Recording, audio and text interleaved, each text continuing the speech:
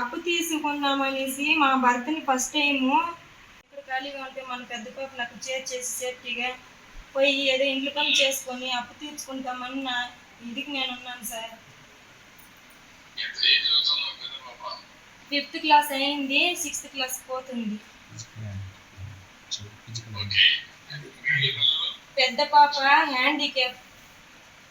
మీరు ఇచ్చే పింఛన్తోనే ఆ పాప ఈ మారి దాడి చేసే వాళ్ళతో 1వ తేదీ వస్తే పింఛన్ తీస్తే చేతిలో నుంచి లాక్కొని ఉండారు. ఒక కాయ పండు ఏది తినేదానికి కాదు. ఆ పాప డబ్బులు కూడా అప్పులకు జమ చేసేవాళ్ళం.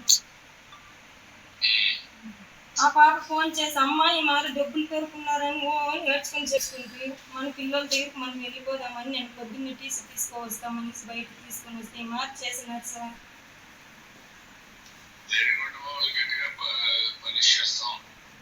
మీ తరపున నుంచి మా ప్రాణానికి లైఫ్ లాంగ్ మాకేది జరగదు.